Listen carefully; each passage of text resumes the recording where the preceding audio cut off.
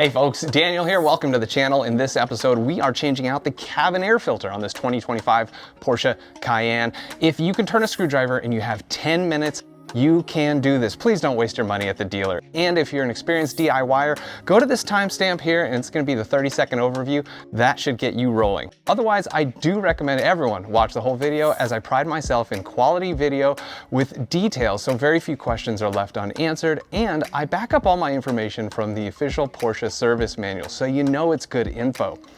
This procedure applies to all third-gen Cayennes. That's about 2017 to current, which is 2026, maybe 2027 will be the last one.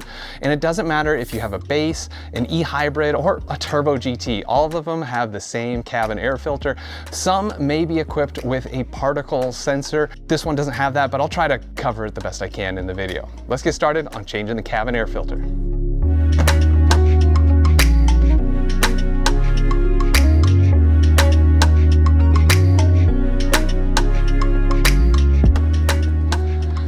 Before you can start the procedure, you need to get the parts. So you need to get a cabin air filter. You don't need to get the Porsche one. In fact, I don't even recommend it, but you can if that's your thing. It's 3 times more than most filters on the market, and most of that is a Porsche tax, Porsche's name on a product that's available under a different name for a much lower price.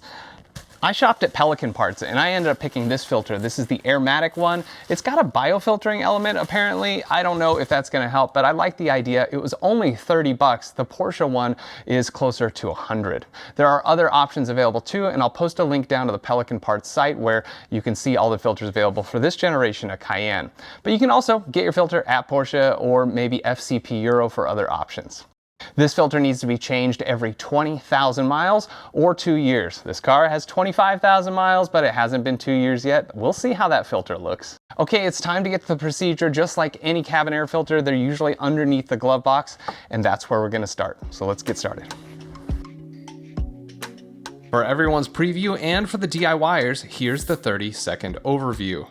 The lower panel is held on by 2 8mm screws, plus these 3 thumb screws. You can just use your hand or get them started with a screwdriver. Pop the trim panel off from its clips here, and then you can disconnect the light for more space. Under the dash, you'll see the crescent-shaped cover for the air filter. Pop it off with your fingers and swap out your air filter, noting the airflow direction. Replace the cover, reinstall the lower trim, the 3 thumb screws, and the 8mm screws. Then be sure to reset your air filter reminder. Now that's the short of it, let's get into the details. First, you'll need an 8mm hex driver of some sort. I'm using an 8mm socket on a driver, or you can use a ratchet with an extension, whatever you're comfortable with. I suggest putting a mat on the ground because you're going to be on your knees and you're also going to be twisting and turning on the floorboard. So if that's not you, you may want to pay your flexible teenage neighbor to do this for you while you supervise. Our goal is to access the trim panel below the glove box. To make this easier, I suggest sliding your seat back so you have more room to work in that area. The lower trim panel is held on by 2 8mm hex screws. One is here and one is here. Remove the hex screws with your tool of choice. Hey, check that out. I didn't even know I had that 12-volt plug until I got under here. And then there's these 3 thumb screws. You can use your fingers, of course, or you can get them started with a screwdriver because they have a slot in them. They should unscrew and come out, but it's okay if they don't. Once you pull off the panel, they'll come with it. Just make sure they're fully unthreaded. Now you might think the trim panel would come off at this point, but it's still held on by these 2 friction clips here and here. Here's what they look like. There's a plastic barb and it goes into a metal clip at the base of the dash. Just pull firmly at those locations and it will pop off. Don't worry, you won't break it. You'll notice the trim panel still has 2 wires connected to it. One is the 12-volt and one is a light. Let's remove that light so we can have a little more room to work with. You can either use one of your thumb clips to push in on the yellow clip and remove it, but I found it easier just to remove the light completely. This allows you to move the trim piece so you have a little more room to work. Now let's look up in there and find the filter. It looks like a lot going on here, but this crescent shape is the filter cover. Now, if this isn't quite what you see, you may have the optional air particle sensor. It's mounted over the air filter cover, mounted with these 3 screws, also sort of clipped onto the plastic, and has some hoses going into the system. According to the manual, you need to remove all of that. You may be able to just get it slightly out of the way so you can install the filter, but I have not actually seen this in person, so I'm not sure what it's quite like. To remove the air filter cover, I just started with this plastic spring clip close to the airbag, pop that off, and the others should release. There's just a few around the cover. Then the filter wants to drop out, but before you take it out, take note of the writing and look for the arrows. The arrows point to the direction of flow. You'll want to put in the new filter with the arrows pointing the same way, which is towards the passenger and driver basically. Go ahead and pull the filter completely out, and let's compare it with our new one.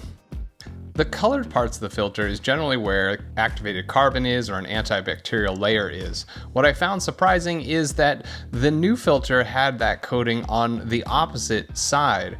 So with the original Porsche filter, the coating was as the air exits the filter, and with the new one, it's as the air enters the filter. I'm not sure it matters, but be sure to pay attention to where those arrows are when you reinsert your filter. Notice the old filter was made by Moly. This is pretty typical. Most of Porsche's filters are made by this company, and there is one available on Pelican parts, but it doesn't seem to be the same part number. Enough of that, grab your new filter, shape it into the crescent shape, and slide it up in there with the arrows pointing the correct direction. Grab your cover and position it, pushing it back into place, making sure that all the clips are fully seated. Reinstall the light back in its position. I noticed that the connector side goes in first, and then you snap in the opposite end.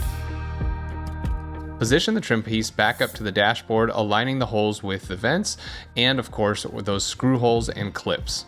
Once you have it in position, you can gently tap the trim piece back into the clipped area, and then install your two 8mm screws. Put your 3 thumb screws back into place and you're almost done. One more step to go.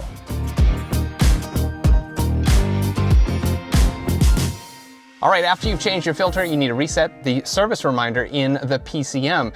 At least in this generation, 2024 and on, we have the PCM 6.0. I'm not sure what 2017 to 2023 had, but you'll probably find something similar or nothing at all. So to do this, go to your home screen and swipe until you find the Smart Service icon. Hit that, and at the very top, you're gonna find Replace Cabin Air Filter. And you follow the instructions and give it a second, and then it should say replace cabin air filter, not required. That's it. Now I wish they would do that for the oil service reset. Unfortunately, only Porsche can do it in this generation. Really annoys me. Fix it, Porsche. Hey, don't forget, there's the Jet Fuel Garage website. On there, I have some Porsche products. The main thing for your Cayenne is the CarPokes Cayenne plate mount. It keeps the plate off of the paint and keeps it from rubbing in there. And if you haven't drilled holes, it keeps you from having to drill holes in the body of the car to mount the plate. But if you've already done that, it'll keep the holes from getting bigger in the future. I've also got a couple videos about this Cayenne if you want to learn more. These 2 videos will tell you all about it. And if you haven't already, be sure to like, subscribe, and consider hitting the notifications icon so you can be notified of future videos. Thanks so much for watching the Jet Fuel Only channel. We'll see you next time.